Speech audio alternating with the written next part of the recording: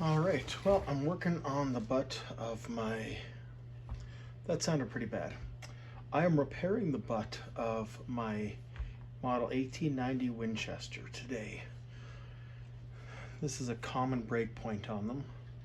This side I've already repaired. It's not 100%, but it's never going to be perfect. Doing a repair, you'd want to just get a new butt. Another problem I have with this one, it's a little difficult to see here, but there is a crack all the way down. If I push on this a little bit, you can see that. So what I'm going to be doing for this crack, a lot of guys will drill through and put a dowel. If you are going to drill through and do it like that, use a bung. A dowel is going to have the grains going lengthwise. A bung is going to have them going widthwise, so you'll be able to blend that in a lot easier with a bung than with a dowel. Since it's not going to be seen where I do it here, it's all going to be underneath the receiver when it's back together. You won't be able to see that. So what's going to happen here is I'm going to drill a series of holes through this crack, and then I'm going to glue pieces of dowel in, face that off, and then I'll go between the holes once everything's dry, or sorry, between the dowels when everything's dry. So it'll be a string of dowels and glue that join both sides of this butt together. I'm just using a Dremel with a drill bit because that's what's handy. Can you just see where the crack is here?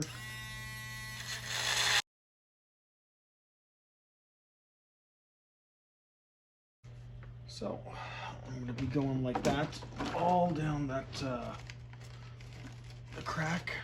You could almost call this a butt crack. And then I'll be doing dowels in there, facing them off flush, and I'll continue to drill holes, degrease, and get ready for the good old wood glue in there. I always recommend the good yellow carpenter's glue. If all you've got is the white glue and you're trying to do it on a real tight budget, I get it. It will work. Is it going to give you the best bond? Not as good as that, but again, it's not going to be terrible. Yeah. So I totally get working with what you've got. You can't do everything as a full-on restoration project.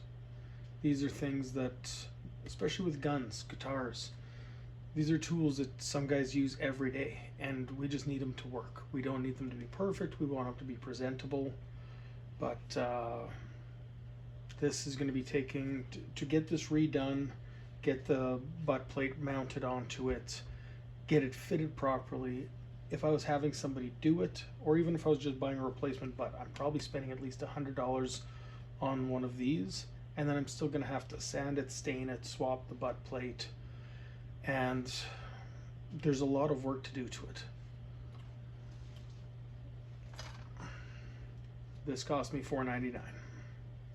Every single thing else I had lying around. I mean, you buy a big can of stain like this. I've had this thing probably longer than my daughter's been alive. And I just use a little bit here and there for this job. It's going to be a little Q-tip, and that'll be good enough. Clear coat, I've got several cans of clear coat kicking around from these guitar projects, which is, it's gotten a few more holes drilled. I'll do a few more while I'm waiting for that to dry, and then that's where we're going to be stitching this together with a little dowel.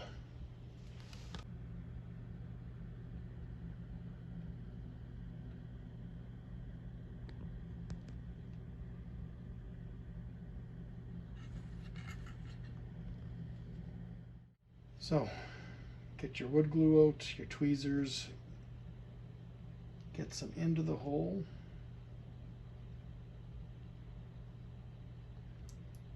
Push it down in. Any excess, scrape over to the next one.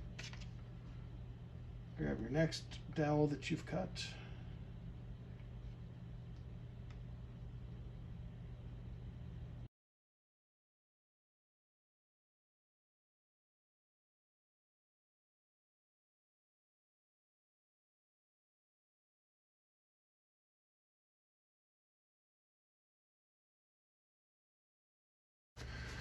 Clean these up now, and it's seconds. Wait a little while, and you might as well throw them away. Well, mind you, these are pretty good shine to them. But when I was younger, I have wrecked tools by not cleaning them when you should.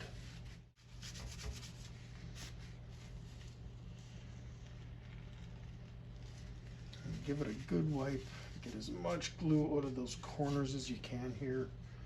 You really don't want to be trying to get glue out of those corners. If you've got one, grab a dental pick. There's no need for any glue in those corners, and it's just going to cause you grief, waste time, or the receiver just won't fit very well either.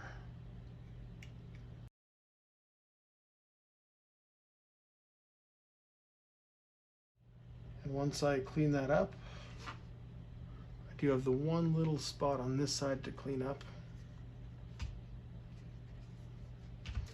And then again, I'm going to take a little bit of wood filler, fill that in. But before this glue dries, I want to get this taped nice and tight. And there's definitely better tape to use. It's what I've got handy, and I'll do a lot of it.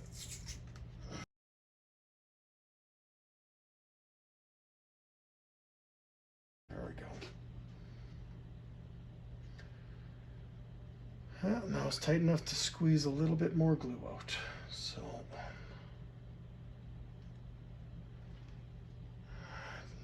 doubt you can really see. It's hard to, but it looks like just the smallest amount of glue has come through the top side of this crack.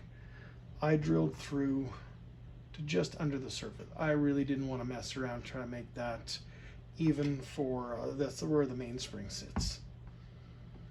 And if there's going to be pressure on that by accident on the mainspring, it might crack it farther. So my wood glue is nice and dry. I'm just going to face these up with a file. And I've been thinking about it, and I don't think this really requires another set of holes to join up all these dowels.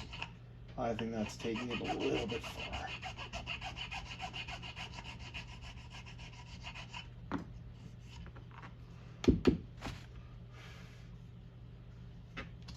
A little bit more filing, and I can come back with, I'll do the wood filler here, and I'll do the wood filler there at the same time and let them sit. That's another little tip I have, is when you've got multiple spots to do, I don't care if it's body work or working on something like this, really try to plan out your jobs. Look how nice that's looking. And there's no separation in that crack when I do that. Oh, I've got that one little dowel sticking up there, but while I'm doing the wood filler, there's just a little corner I can get in there. So when I put that, when I drilled the hole for that dowel, it just broke through a little bit. It's nothing anybody but the guy doing the project would ever really notice.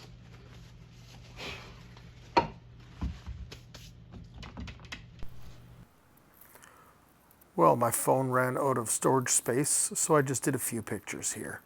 So this was just a bit of a sand after I got the filler in there, put a little bit of wood stain on with a Q-tip, just because it's a small area, and it's looking pretty good. Thanks for watching. There's more on this 1890 Winchester project coming. Like and subscribe. Thanks, guys.